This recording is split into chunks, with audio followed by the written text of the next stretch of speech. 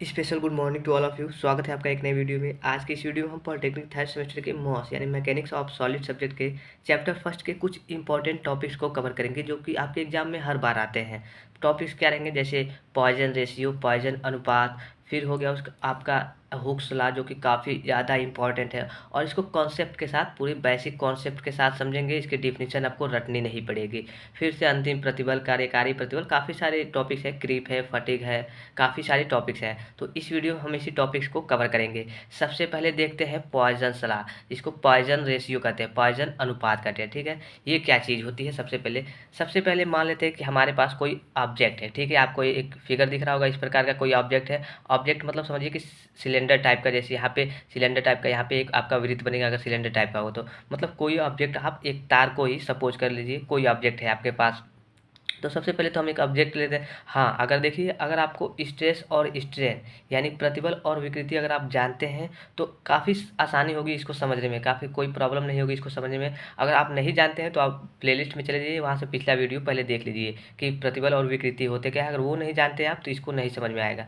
अब देखिए, सबसे पहले तो हमारे पास एक ऑब्जेक्ट है, और देखिए इसकी लंबाई कितनी दी है, यहाँ से यहाँ तक इसकी जो लंबाई, रियल लंबाई है, ठीक है, एल है। ठीक है, अब देखिए हम यहाँ पे क्या करते हैं, यहाँ से फोर्स लगाकर, ठीक है, बल लगाकर क्या करेंगे, हम इसको खींचेंगे दोनों ओर से। मान लीजिए कि हमने बल लगाया, और बल लगाने के बाद हमने इसे खींचा, ऐसे खींचेंगे दोनों ओर से। तो खींचेंगे तो इसकी लंबाई में वृद्धि होगी। ठीक है, इसकी लंबाई में क्या होगी, वृद्धि होगी। तो देखिए यहाँ पे लिखा गया है एल, जो इसकी पहले की लंबाई एल थी, उसके बाद से जब हमने खींचा तो क्या हो गई, डेल्टा एल हो गई। खींचने के बाद क्या हो गई, डेल्टा एल हो गई। तो जब हम खींचेंगे इसकी, तो इसके में जो वृद्धि होगी उसे कौन सा स्ट्रेन कहते हैं, लॉन्गिट्यूडनल। यहाँ पे लिख देते हैं, जब हम खींचेंगे इसको तो इसमें लॉन्गिट्यूडनल, लॉन्गिट्यूडनल यानी लॉन्गिट्यूडनल स्ट्रेन, यानी क्या कहते हैं, लॉन्गिट्यूडनल स्ट्रेन मतलब लंबाई में वृद्धि। इसकी क्या होगी, लंबाई में वृद्धि होगी। अब देखिए इसकी लंबाई में वृद्धि होगी तो लंबाई में वृद्धि क्या होता है, डेल्टा एल अपान एल। ठीक है, लंबाई में वृद्धि हो गई, हमने इसे खींचा, लंबाई में वृद्धि हो गई। अब जब कोई भी, जैसे कोई भी चीज़ होगी जब खींची जाती है तो उसकी लेंथ बढ़ जाती है। मान लीजिए कि हमने इसे खींचा तो इसकी तो लेंथ बढ़ गई, और ज़्यादा लेंथ हो गई। यहाँ पे ये इतना तक था और फिर खींचा तो यहाँ तक हो गया, इतनी दूरी तक हो गई, लेंथ बढ़ गई। तो जैसे जैसे लेंथ बढ़ेगी तो उसकी ब्रेड्थ यानी विड्थ कहिए, उसकी विड्थ तो घटेगी। यहाँ पे अगर आप सपोज करें, यहाँ पे आपका एक प्रकार का अगर यहाँ पे सर्कुलर टाइप का हो, ठीक है, तो यहाँ पे अगर आप खींचेंगे इसको तो इसकी लेंथ तो बढ़ेगी, लेकिन इसकी विड्थ यानी इसकी चौड़ाई जो होगी उसमें कमी होगी। यहाँ पे देख रहे होंगे आप, यहाँ पे पहले यहाँ था, फिर हमने जब खींचा तो ये तो लंबाई बढ़ गई, लेकिन इसकी चौड़ाई में भी कमी हो गई। तो सपोज करिए, जैसे कि मान लीजिए कि अगर इसकी चौड़ाई में, जैसे कि हम जो ब्रेड्थ कम हुई है उसे तो हमें काउंट करना है। जैसे मान लीजिए कि जो लंबाई में वृद्धि हुई है तो लंबाई में वृद्धि हम काउंट कर रहे हैं, लेकिन जो ब्रेड्थ में कमी हो रही है उसे भी तो हमें काउंट करना है। तो हमें ब्रेड्थ में हुई कमी को भी काउंट करता है। हमने ब्रेड्थ कम नहीं किया, हमने क्या किया, हमने केवल लंबाई में वृद्धि की, ब्रेड्थ अपने आप कम हो गई। तो जो ब्रेड्थ कम हो गई वो कितनी होगी आपकी, वो होगी डेल्टा डब्लू अपान डब्लू, या फिर कहिए डेल्टा बी अपान बी, कुछ भी कह सकते हैं। ठीक है, आपके मानने के ऊपर है। डेल्टा डब्लू मतलब विड्थ कहिए तो कि इसके मतलब विड्थ, जैसे कि पहले इसकी विड्थ कितनी थी, जैसे मान लीजिए कि पहले इसकी डब्लू थी जो टोटल थी। ठीक है, यहाँ पे टोटल जो थी पहले डब्लू थी, अब उसके बाद से क्या हुई है, यहाँ से जो कमी हुई है, पहले तो ये पूरी थी यहाँ से यहाँ तक, अब क्या हुई है, केवल ये रेड कलर की जो दिख रही है यहाँ से यहाँ तक ही है। ठीक है, ये नीचे आ गई है। ठीक है, तो इसमें कमी है, और इसको क्या चीज़ कहते हैं, इसको कहते हैं हम लेटरल स्ट्रेन यानी पार्श्व विकृति। इसको कहते हैं जो आपकी चौड़ाई, विड्थ चौड़ाई में कमी होगी उसको कहते हैं लेटरल स्ट्रेन। ये कभी कभी आपके एग्जाम में एक नंबर का पूछ देता है, पार्श्व विकृति किसे कहते हैं। चलिए इसका एकदम सिंपल सा एक डिफिनीशन बता देते हैं। पार्श्व विकृति यानी लेटरल स्ट्रेन का, बल की दिशा से लंब दिशा में, क्या है, बल की दिशा से लंब दिशा में जो विकृति होती है उसे पार्श्व विकृति कहते हैं। देखिए यहाँ पे बल लगा है तो बल की दिशा से, बल हमने इधर लगाया है, ठीक है, बल की दिशा के क्या कह रहा है, बल की दिशा से लंब दिशा में। ठीक है, बल की दिशा से लंब दिशा में जो विकृति होती है, तो लंब दिशा में तो यही तो विकृति है, यही विकृति है जो आपकी कम हो रही है, ज़्यादा हो रही है। तो बल की दिशा से लंब दिशा में जो विकृति होती है उसे हम क्या कहते हैं, पार्श्व विकृति यानी लेटरल स्ट्रेस कहते हैं, सॉरी लेटरल स्ट्रेन कहते हैं। ठीक है, स्ट्रेस मतलब प्रतिबल और स्ट्रेन मतलब विकृति। अब यहाँ फ़ायदे की बात ये है, यहाँ फ़ायदे की बात क्या है, यहाँ फ़ायदे की बात ये है कि दोनों में समझौता हो रखा है कि अगर भाई तू इतना बढ़ेगा तो मैं इतना बढ़ूंगा, इनकी आपस में बात हो रखी है। सपोज करिए यहाँ पे क्या हुआ, हमने इसे खींचा तार तो पहले इतना था, ये जो आपका ब्लू कलर का दिख रहा है, तो हमने इसे खींचा, हमने इसे सपोज करिए कि हमने इसे 4 mm खींचा, हमने क्या किया, इसे 4 mm खींचा। तो हमने जब इसे 4 mm खींचा तो इसकी जो विड्थ है, यहाँ पे देखिए, यहाँ पे पहले यहाँ पे थी, तो इसकी जो विड्थ है इसमें 1 mm की क्या हुई, कमी हुई। हमने इसे खींचा, जैसे मान लीजिए कि एक आपके पास तार ही है सिलेंड्रिकल टाइप का, मतलब कुछ भी मान लीजिए, तो जब हम उसे खींचेंगे तो उसकी लंबाई में तो वृद्धि होगी और उसकी चौड़ाई में, मतलब उसकी विड्थ में कमी भी होगी, ठीक है, साथ साथ विड्थ में कमी भी होगी। तो ये चीज़ें क्या है, यहाँ पे फिक्स रहती है कि भाई तू इतना इधर जाएगा तो मैं इतना इधर आऊँगा। तो यहाँ ये चीज़ें जो है, ये चीज़ फिक्स है कि अगर भाई तू इतना इधर जाएगा, अगर तू इतना खाएगा, अगर तू 4 गोली खाएगा तो मैं 1 गोली खाऊंगा, ठीक है। सपोज, मतलब एग्जाम्पल के तरीके से समझिए कि अगर तू 4 कदम जाएगा तो मैं भी 1 कदम जाऊंगा ही जाऊंगा। ये यहाँ पे चीज़ें फिक्स है। देखिए मानव के बारे में बात करें तो मानव के बारे में, किसी मानव को कह दे, किसी इंसान को कह दे कि यह ईमानदार है, यह बहुत ईमानदार है, तो यह फिक्स नहीं है यहाँ पे, इसलिए कि मिनटों में लोग बदल जाते हैं, मिनट तो बहुत ज़्यादा हो गया, सेकेंडों में लोग बदल जाते हैं।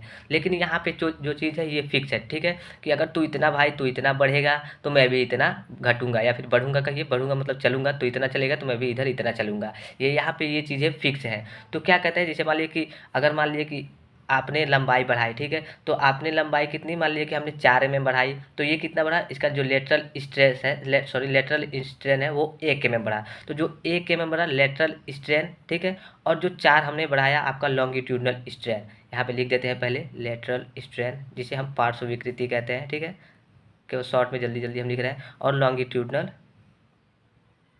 देखिए मीनिंग थोड़ी मेरी इंग्लिश कमज़ोर है, आप थोड़ा ध्यान देंगे, मीनिंग आप देख लेंगे, ठीक है। तो लेटरल स्ट्रेन कितना है, मतलब 1 बढ़ा, और जो लॉन्गिट्यूडनल है ये आपका कितना बढ़ा, 4 बढ़ा। तो बस कुछ नहीं करना है, इसका क्या हो जाएगा, ये मान लीजिए कि अगर आप डिवाइड करेंगे 0.25, तो ये फिक्स हो गया कि क्या हो गया, तो ये फिक्स हो गया हमेशा किसी भी वस्तु के लिए। जैसे मान लीजिए कि हम किसी लोहे की पदार्थ, मतलब ऐसे किसी तरीके से हम उसको अगर खींचते हैं, मतलब फैलाते हैं, तो इस प्रकार से अगर इसकी लंबाई में जितनी वृद्धि होगी, लंबाई मान लीजिए कि हम 8 mm खींचते हैं, तो उसकी जो विड्थ होगी उसमें कितनी कमी होगी, 2 mm कमी होगी। इसी प्रकार मान लीजिए कि ये चीज़ें फिक्स है कि भाई तू इतना बढ़ेगा तो मैं इतना बढ़ूंगा। तो बस कुछ नहीं कहते हैं, बस इसी का नाम रख दिया गया है। किसका नाम रख दिया गया है, इसी का। यहाँ पे देखिए शायद दिख नहीं रहा था, इसी का नाम यहाँ पे अगर एक, यहाँ पे अगर लेटरल स्ट्रेन 1 घट आया है, मतलब 1 आया है, और लॉन्गिट्यूडनल 4 आया है, ठीक है। लॉन्गिट्यूडनल मतलब हमने इसे खींचा, सॉरी देखिए यहाँ पे हमने इसे खींचा, ठीक है, तो 4 mm खींचा, तो ये 1 mm की इसमें कमी हुई, ठीक है, 1 mm की इसमें कमी हुई। तो वही कह रहा है, इसी के जो ये अनुपात होता है, ये अनुपात का अगर निकालेंगे तो ऐसे आएगा। तो इसी के अनुपात का बस नाम रख दिया गया है, क्या रख दिया गया है, पॉइजन रेशियो, पॉइजन अनुपात, पॉइजन अनुपात, ठीक है। बस इसी का नाम रख दिया गया है पॉइजन अनुपात, और इसमें कुछ है ही नहीं। काफ़ी आसानी तरीके से आप समझ गए होंगे, बस इसी का नाम रख दिया गया जो अनुपात है। हाँ, ये अनुपात फिक्स होता है हर चीज़ के लिए कि हाँ भाई तू इतना इधर जाएगा तो मैं इतना इधर जाऊँगा, समझो इन दोनों में बात हो रखी है। तो इसी का बस इसका अनुपात जो होता है, इसी का नाम रख दिया गया है पॉइजन अनुपात। तो इसे 1/m से भी प्रदर्शित करते हैं, ठीक है, 1/m से भी प्रदर्शित करते हैं। यहाँ पे m क्या है, यहाँ पे m है पॉइजन स्थिरांक। 1/m क्या है, 1/m कहेंगे पॉइजन रेशियो, जो 1/m दिया है इसको कहेंगे पॉइजन रेशियो, पॉइजन रेशियो, ठीक है, पॉइजन रेशियो कहेंगे 1/m को। और जो यहाँ पर केवल m है, यहाँ पे केवल m है, इसको क्या कहेंगे, पॉइजन स्थिरांक, ठीक है, पॉइजन स्थिरांक। इस पे न्यूमेरिकल्स भी आते हैं, न्यूमेरिकल्स को हम आगे की क्लास में देखेंगे, अगर समय मिलेगा तो कराया जाएगा, ठीक है। बस आपको ये समझना था कि पॉइजन स्थिरांक आपके एग्जाम में 2 नंबर के या फिर 3 नंबर में, कभी कभी 3 नंबर में तो पूछता नहीं है, शायद 2 नंबर में क्वेश्चन पूछ जाता है, या फिर अगर लॉन्ग में देगा तो 2-3 चीज़ें देगा, 5 नंबर में भी पूछ सकता है कि पॉइजन रेशियो को संक्षिप्त में बताइए, मतलब अपने तरीके से बताइए। आप समझिए, संक्षिप्त में आप जानते ही होंगे, तो ये आपके एग्जाम में पूछ देता है पॉइजन रेशियो, तो आप देख लेंगे। पॉइजन रेशियो में बस कुछ करना नहीं है, एक आपको फिगर बनाना है और इसकी लंबाई में बता देने कि हाँ अगर इसकी लंबाई में 10 mm की वृद्धि होगी तो इसकी चौड़ाई में मतलब 2.5 mm, मतलब जो भी हो, ये एक फिक्स रेशियो में, अगर ये 4 mm बढ़ा तो ये 1 mm बढ़ा, इसी रेशियो में हमेशा होता है, ठीक है। ये 1/4 होता है, या फिर कभी कभी कहीं कहीं आप देखेंगे 1/3 भी दिया रहता है, लेकिन 1/4 ज़्यादा होता है, मतलब 0.25 इसका फिक्स होता है कि अगर तो भाई इतना इधर जाएगा तो मैं इतना इधर जाऊँगा। अब बात कर लेते हैं नेक्स्ट टॉपिक की, जो आपका नेक्स्ट टॉपिक है क्या है, देखिए नेक्स्ट टॉपिक आपका होगा हुक्स लॉ, ठीक है, हुक्स लॉ होगा नेक्स्ट टॉपिक। इसको थोड़ा बढ़िया तरीके से देख लेते हैं हम। अब हुक्स लॉ को देखते हैं। सबसे पहले एक आप स्प्रिंग लेंगे, समझिए यहाँ पे एक स्प्रिंग है, ठीक है, एक स्प्रिंग है और जिसकी लंबाई कितनी है, 10 mm है, जिसकी लंबाई 10 mm है।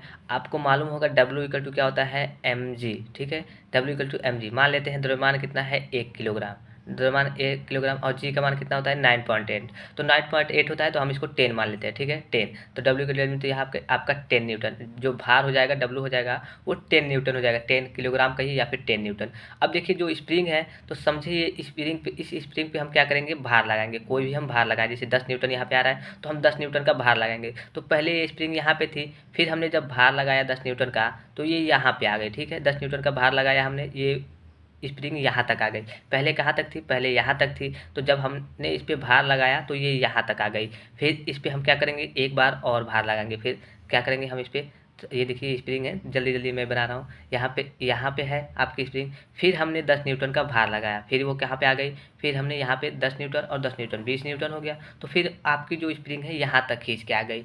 फिर हमने क्या किया, फिर हमने एक 10 न्यूटन का भार लगाया। फिर हमने क्या किया, एक 10 न्यूटन का भार लगाया। तो फिर कहाँ पे आ गई वस्तु, यहाँ पे आ गई। जो आपके ऑब्जेक्ट है स्प्रिंग है वो कहाँ पे आ गई, यहाँ पे आ गई। तो देखिए हर एक चीज़ की लिमिट होगी। हमने क्या लगाया, पहले 10 न्यूटन लगाया, फिर 10 न्यूटन मतलब 20 न्यूटन लगाया। तो जब हमने 10 न्यूटन लगाया तो यहाँ पे समझिए कि 10 न्यूटन लगाने के बाद हमारे जो स्प्रिंग की लंबाई है इसमें 1 mm की वृद्धि हुई। सपोज करिए जैसे 10 mm की पूरी लंबाई है, अब जब हमने 10 न्यूटन का भार लगाया यहाँ पे तो 1 mm की वृद्धि हुई। फिर यहाँ पे जब 20 लगाया तो 2 होगी, 30 लगाया तो 3 mm की वृद्धि होगी। यानी कहने का मतलब अगर इसको आप x माने, ये जो आपका विस्थापन हो रहा है, ठीक है, अगर आप इसको x माने तो यानी जैसे जैसे फोर्स बढ़ रही है वैसे वैसे इसकी दूरी यानी डिस्प्लेसमेंट भी बढ़ रही है। जैसे जैसे इसकी फोर्स क्या हो रही है, बढ़ रही है, इसकी डिस्प्लेसमेंट यानी दूरी को अगर हम x से माने तो दूरी भी बढ़ रही है। तो एक प्रोपोर्शन में बढ़ रहा है, ये क्या बढ़ रहा है, एक समानुपात में बढ़ रहा है इसका डिस्प्लेसमेंट। मतलब जैसे जैसे हम फोर्स को बढ़ा रहे हैं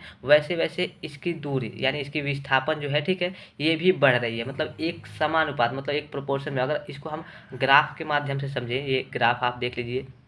अगर ये फोर्स है, ठीक है, ये फोर्स है और ये आपकी दूरी है। तो अगर हमने क्या किया, 10 न्यूटन का पहले बल लगाया, ठीक है, 10 न्यूटन का बल लगाया तो ये 1 mm क्या हुई, 1 mm बढ़ी। फिर 20 का लगाया, 20 का लगाया तो यहाँ पे फिर 1 mm मतलब 2 mm बढ़ी। फिर 30 का लगाया तो यहाँ पे 3 mm बढ़ी। तो अगर हम इसका ग्राफ खींचे, यहाँ पे देखिए ग्राफ खींचेंगे तो आपका एक सीधा लाइन आएगा, ठीक है, एक सीधा लाइन आएगा। और ये कब तक होगा, ये कब तक होगा, जब तक ये प्रत्यास्था यानी इलास्टिसिटी के अंतर्गत होगा। जैसे किसी भी चीज़ की एक सीमा होती है, किसी भी चीज़ की, जैसे कहते हैं ना कि मजाक की भी एक हद होती है, ठीक है, इससे आगे नहीं, इससे आगे बढ़ोगे तो बुरा हो जाएगा। मतलब हर एक चीज़ की एक सीमा होती है। जैसे आपके दोस्त आपके पास बैठे हैं, समझिए सपोज कीजिए आपका दोस्त आपके पास बैठा है और क्या कर रहा है, पेन, आप वो पेन देखे होंगे जिसमें ऊपर रहता है टिक टिक टिक टिक करता है, इसको दाबने से, ठीक है, टिक टिक टिक टिक टिक टिक करता है। तो आपका दोस्त है तो वो पेन लिया है, टिक टिक टिक टिक कर रहा है, आपको गुस्सा आ रहा है कि अरे यार क्यों बजा रहे हो, हम मतलब प्रॉब्लम पड़ रहे हैं, परेशान आ रहे हैं, मतलब समझिए डिस्टर्ब हो रहा है। तो क्या करेंगे, आप उसका पेन लेते हैं, छीनते हैं और उसके अंदर एक स्प्रिंग होती है, आपने देखा होगा, तो स्प्रिंग को क्या करते हैं, खींच देते हैं। तो अब देखिए हर एक चीज़ की लिमिट होती है। अगर आप उस लिमिट से ज़्यादा कुछ करेंगे तो प्रत्यास्था के मतलब जो अंतर्गत है उससे बाहर हो जाएगा और वो उस अवस्था में फिर कभी नहीं आएगा। जैसे आपने स्प्रिंग कभी खींचा भी होगा, थोड़े से उतना कमज़ोर होता है, थोड़े से आप थोड़ा सा बल लगा दे ज़्यादा, वो उसको खींच दे तो वो दोबारा उस अवस्था में नहीं जाता है। तो वो क्या होता है, वो प्रत्यास्था के गुण से मतलब बाहर हो जाता है, वो उस अवस्था में नहीं जा पाता है। तो यहाँ पे एक फोर्स लिमिट के बाद जब खींचने के बाद वापस नहीं आता है, जैसे मान लीजिए कि यहीं पे है, यहीं पे हमने लगाया, मान लीजिए कि 30 न्यूटन तक लगाया यहाँ पे बल। अगर यहीं पे मान लीजिए ग्राफिक के माध्यम से हमने यहाँ पे क्या किया, 50 न्यूटन का बल लगाया, ठीक है। जब 50 न्यूटन का बल लगाया तो जो इसकी दूरी है यहाँ पे मान लीजिए 50 न्यूटन तक, यहाँ तक तो खींच लिया, ठीक है। इसके बाद से जैसे ही हमने मतलब 50 के पार हुआ तो यहाँ पे उस अवस्था में चली गई, लेकिन उसके बाद से आई नहीं। आप तो स्प्रिंग से भली भांति जानते होंगे कि आपने खींचा, ठीक है, खींचा खींचा खींचा, फिर वापस आ गई, खींचा, फिर उसी गुण के साथ वापस आ गई, प्रत्यास्थता यानी इलास्टिसिटी के गुण के कारण वापस आ गई, फिर खींचा, फिर वापस आ गई। लेकिन कुछ समय अगर आप मतलब प्रत्यास्थता की सीमा के बाहर बल लगाएंगे, अगर आप अपना मतलब बल लगा के खींचेंगे तो उसके बाद से वो वापस नहीं आएगी, वो उसी अवस्था में रुक जाएगी, ठीक है। तो इसी को क्या कहते हैं, हम इसी को कहते हैं, जैसे कि ये तो प्रत्यास्थता का गुण हो गया, ये तो मतलब प्रत्यास्था का गुण हो गया कि जैसे जैसे मान लीजिए कि अगर हम किसी पर बल जितना लगाएंगे उसकी दूरी में उतनी ज़्यादा मतलब विस्थापन होगी, उसकी दूरी उतनी ही बढ़ेगी, जितना बल बढ़ाएंगे उतनी दूरी बढ़ेगी। तो इसी प्रकार क्या होता है, जो आपका प्रतिबल और विकृति होता है, आप प्रतिबल और विकृति जानते होंगे, ठीक है, मतलब पिछली वीडियो में बता भी रखा है। तो जैसे जैसे आपका प्रतिबल बढ़ेगा, यहाँ पे प्रतिबल को मान लीजिए कि प्रतिबल होगा, जैसे जैसे आपका प्रतिबल बढ़ेगा वैसे वैसे आपकी विकृति बढ़ती है। अगर प्रतिबल घटता है तो विकृति घटती है, प्रतिबल बढ़ता है तो विकृति बढ़ती है। प्रतिबल को P P से डिनोट करते हैं, ठीक है। और जो आपकी विकृति होती है इसे हम E से डिनोट करते हैं। प्रतिबल को P से डिनोट करते हैं और विकृति को E से डिनोट करते हैं। तो जैसे जैसे आपका प्रतिबल बढ़ेगा, अगर हम इसके प्रतिबल और विकृति के मतलब पदों में समझें, जो हुक्स लॉ का नियम है, ठीक है। तो जैसे जैसे प्रतिबल बढ़ेगा वैसे वैसे विकृति बढ़ेगी, जैसे जैसे प्रतिबल घटेगा वैसे वैसे विकृति घटेगी। जैसे कि यहाँ पे आपका जो ये दिख रहा था कि जैसे जैसे इसमें हम बल ज़्यादा लगा रहे थे तो इसके मतलब विस्थापन हो रहा था, जितना ज़्यादा बल लगाएंगे उतना ज़्यादा विस्थापन होगा, जितना कम लगाएंगे उतना कम होगा। उसी प्रकार प्रतिबल जितना ज़्यादा होगा विकृति उतने ज़्यादा होगी। तो अगर हम इसको मान लीजिए कि प्रतिबल P है, प्रोपोर्शनल है किसके, E के, जो आपकी विकृति होती है E के। तो अगर हम इसका इक्वल साइन करें P, तो इक्वल टू कोई आपका पद आएगा जैसे जिसमें के आता है तो यहाँ पे E आता है और E इंटू ई। अब देखिए यहाँ पे जो E होता है यही होता है आपका, क्या होता है, ये होता है आपका प्रत्यास्थता गुणांक यानी मॉडुलस ऑफ इलेस्टिसिटी। तो E यहाँ पे E को करिए यहाँ पे, तो E इक्वल टू हो जाएगा P अपॉन E। यहाँ पे P क्या है आपका, देखिए P क्या है आपका, प्रतिबल है, P आपका प्रतिबल है और E क्या है आपकी विकृति है। तो प्रतिबल और विकृति के अनुपात को क्या कहते हैं, इसी के अनुपात को हम हुक्स लॉ कहते हैं। तो अगर हुक्स लॉ का आपसे डिफिनेशन पूछ दे, यहाँ पे देखिए हुक्स लॉ का अगर आपसे डिफिनेशन पूछ दे तो इस नियम के अनुसार प्रत्यास्थता सीमा के अंदर, क्या प्रत्यास्थता, जल्दी जल्दी मैं लिख रहा हूँ, प्रत्यास्थता वीडियो लंबा हो रहा है, प्रत्यास्थता सीमा के अंदर उत्पन्न हुए प्रतिबल उससे संबंधित उससे संबंधित विकृति के सीधे समानुपाती होते हैं। यहाँ पे देख सकते हैं, चलिए पूरा डिफिनेशन में नहीं लिखूंगा, मैं बोल दे रहा हूँ, अगर आपको लिखना होगा तो लिख सकते हैं। इस नियम के अनुसार प्रत्यास्थता सीमा के अंदर उत्पन्न हुए प्रतिबल, मतलब जो आपकी सीमा होनी चाहिए वो प्रत्यास्थता के अंतर्गत ही होनी चाहिए। तो क्या कह रहा है, इस नियम के अनुसार प्रत्यास्थता सीमा के अंदर उत्पन्न हुए प्रतिबल उससे संबंधित विकृति यानी स्ट्रेन के सीधे समानुपाती डायरेक्टली प्रोपोर्शनल होते हैं। जैसे कि यहाँ पे आपको दिख रहा होगा P is proportional to E, ठीक है, सीधे समानुपाती होते हैं। उसके बाद से अगर आप यहाँ पे इक्वल का साइन लगाएंगे तो E आ जाएगा, तो E equal to P upon E, यानी E इक्वल टू जो आपका यहाँ पे E है यही है आपका प्रत्यास्थता गुणांक या फिर हुक स्थिरांक कहिए। तो E क्या होता है, प्रतिबल और विकृति के अनुपात होता है, जो प्रतिबल और विकृति का अनुपात होता है इसी को E यानी प्रत्यास्थता गुणांक। तो इसका डिफिनेशन भी मैंने बता दिया। अब चलिए नेक्स्ट टॉपिक, आगे के जो टॉपिक्स हैं उसको देखते हैं। 2-4 डिफिनेशन हैं जो आपके एग्जाम में काफ़ी बार पूछे जाते हैं, उसको भी हम कवर करा दे रहे हैं आपको। सबसे पहले यहाँ पे बात आती है अंतिम प्रतिबल। अब देखिए अंतिम प्रतिबल होता क्या है, यहाँ पे देखिए जिस भार पर पदार्थ ठीक टूटने की स्थिति में होता है उसे अंतिम भार कहते हैं, तथा इस समय अवयव में उत्पन्न होने वाले प्रतिबल को अंतिम प्रतिबल कहते हैं। अब देखिए कंसेप्ट के साथ समझिए, जिस भार पर पदार्थ ठीक टूटने की स्थिति में होता है, अभी आपने स्प्रिंग वाला देखा, वहाँ पे समझिए कि हमने 50 न्यूटन का भार लगा दिया। अब उसके बाद से जो पदार्थ है वो टूटने की स्थिति में आ गया, तो उसे अंतिम भार कहेंगे 50 न्यूटन, ठीक है। तथा इस समय अवयव में उत्पन्न, तो उस समय जो आपका 50 न्यूटन लगाएंगे उस समय जो अवयव में उत्पन्न होगा प्रतिबल, उसी को हम क्या कहेंगे, अंतिम प्रतिबल कहेंगे, ठीक है। इसका फार्मूला होता है अंतिम प्रतिबल इक्वल टू अंतिम तनाव भार, मतलब जो तनाव भार लास्ट तनाव, जैसे मान लिया हमने पहले 10 लगाया, फिर 20 लगाया, फिर 30, फिर 40, फिर 50 लगाया, तो अंतिम जब लगाया 50 उसके बाद से वो टूटने की स्थिति में आ गया, तो अंतिम तनाव का भार अपान काट का क्षेत्रफल, जो आपका काट होगा, जो भी आपका होगा सिलेंड्रिकल टाइप जो भी होगा उसका क्षेत्रफल, ठीक है। ये समझ में आ गया होगा। अब इसके बाद से आता है कार्यकारी प्रतिबल। कार्यकारी प्रतिबल क्या होता है, किसी पदार्थ, यहाँ पे देखिए कार्यकारी प्रतिबल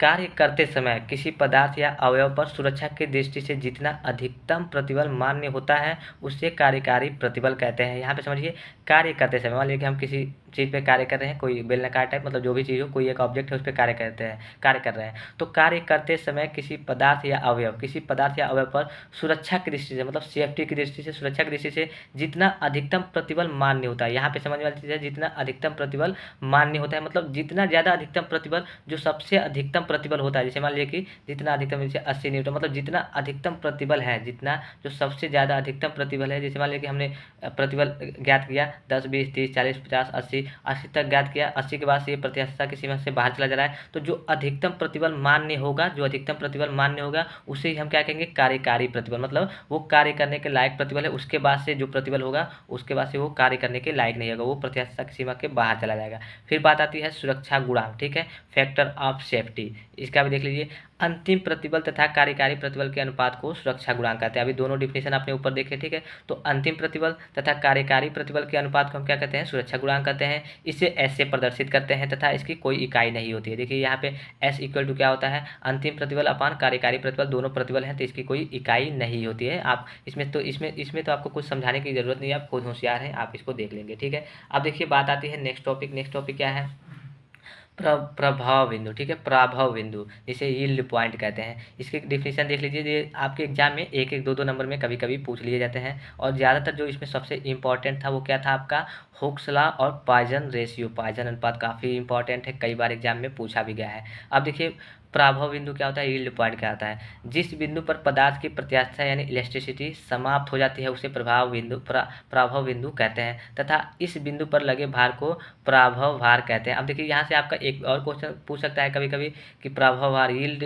वेट क्या होता है, ये भी आपसे पूछ सकता है, या फिर यील्ड पॉइंट भी पूछ सकता है। तो जिस बिंदु पर पदार्थ मतलब पदार्थ की प्रत्यास्थता समाप्त हो जाती है, मतलब जो प्रत्यास्थता का गुण होता है, जैसे मान लीजिए कि स्प्रिंग है आपके पास, उसे आप खींचेंगे, फिर आप क्या करेंगे, वो अपनी अवस्था में आ जाएगा, फिर खींचेंगे, फिर अपनी अवस्था में आ जाएगा। तो एक समय मतलब ये कि आप इतना ज़्यादा बल लगा दिए हैं बाह्य बल कि खींचने के बाद वो उस अवस्था में नहीं आ रहे थे। यहाँ पे वही कह रहा है कि जिस बिंदु पर पदार्थ की प्रत्यास्थता समाप्त हो जाती है उसे प्रभाव बिंदु कहते हैं, तथा इस बिंदु पर लगे भार को, जैसे कि मान लीजिए हमने भार लगाते गया, खींचते गया, या फिर कोई भार लगाते गया, लटकाते गया, तो 10, 20, 30, 40, 50, जब 80 किलो का भार लगाया तो उसके बाद से स्प्रिंग क्या हो रहा है, ऊपर नहीं जा रहा है, वो उसी अवस्था में रुक जा रहा है। तो इस भार को हम क्या कहेंगे, प्रभाव भार कहेंगे। और जो हम अगर जिस बिंदु पर पदार्थ की प्रत्यास्थता समाप्त हो जाएगी उस बिंदु को हम क्या कहेंगे, प्रभाव बिंदु कहेंगे, ठीक है। ये आपको समझ में आ गया होगा। इसका फॉर्मूला देख लीजिए, प्रभाव बिंदु पर प्रतिबल क्या होता है, प्रभाव बिंदु पर भार मतलब जो भार आपने लगाया 80 न्यूटन, 80 किलोग्राम, मतलब जो भी लगाया, और काट का जो क्षेत्रफल होगा, इसी का अनुपात को हम प्रभाव बिंदु पर प्रतिबल कहते हैं। अब बात आती है क्रीप की। तो उच्च तापमानों पर अधिक समय तक भारों अथवा प्रतिबलों के प्रभाव में पदार्थ में लगातार विरूपण होता है, जिसे हम क्रीप कहते हैं। उच्च तापमान मतलब जहाँ पे टेम्परेचर हाई रहेगा पर अधिक समय तक, मतलब ज़्यादा समय तक भारों अथवा प्रतिबलों के प्रभाव में पदार्थ में लगातार विरूपण होता है, ठीक है। तो इसी को क्या कहते हैं हम, जिसे हम क्रीप कहते हैं। अब यहाँ पे देखिए क्रीप कहते हैं, तो ये तो आपको समझ में आ गया, इसमें भी कुछ समझाने वाली बात नहीं है, और ये एक ही 2 बार आया है आज तक, कभी पहले कभी आया नहीं, ठीक है। फटिंग जो है ये इंपॉर्टेंट है आपका, जो फटिग है, फटिंग नहीं फटिग कहते हैं इसको, ठीक है। तो किसी पदार्थ पर बार बार, यहाँ पे देखिए बार बार है, ठीक है, किसी पदार्थ पर बार बार भार लगाने के कारण पदार्थ की प्रतिरोधकता में हुई कमी को फटिग कहते हैं। क्या कहते हैं, किसी पदार्थ पर बार बार भार लगाने के कारण, जैसे हमें कोई पदार्थ है उसे बार बार हम भार लगा रहे हैं, ठीक है, तो किसी पदार्थ पर बार बार भार लगाने के कारण पदार्थ की प्रतिरोधकता में हुई कमी को फटिग कहते हैं। अब यहाँ पे बात आती है प्रतिरोधकता, तो ये मैं आपको बताऊंगा नहीं, इसलिए कि एक चीज़ें बार बार बताऊंगा तो वीडियो काफ़ी लंबा हो जा रहा है। ये सबको मालूम होगा, जितने भी स्टूडेंट होंगे लगभग सबको मालूम होगा प्रतिरोधकता मालूम है, या फिर अगर नहीं मालूम है तो आप हमारे कमेंट बॉक्स में कमेंट करके बता सकते हैं, मैं बता दूंगा। लेकिन ये चीज़ें आपको बेसिक चीज़ें मालूम रहनी चाहिए, छोटी छोटी चीज़ें आपको मालूम रहनी चाहिए। प्रतिरोध क्या होता है, प्रतिरोधकता क्या होता है, चालकता क्या होता है, इसलिए कि ये चीज़ें काफ़ी जगह पे आती हैं, और काफ़ी बार आप अपनी लाइफ में जब आप 10th में होंगे तभी से आप पढ़े होंगे प्रतिरोध, प्रतिरोधकता और चालकता, तभी से आप पढ़े होंगे। तो ये चीज़ें आपको मालूम होंगी, मैं बेसिक चीज़ें नहीं बताऊंगा, इसलिए कि यहाँ पे एडवांस लेवल की चीज़ें ज़्यादा चलेंगी। हाँ, जहाँ पे फंसेगा, जो नए शब्द आएंगे उसके बारे में मैं आपको बताऊंगा जरूर।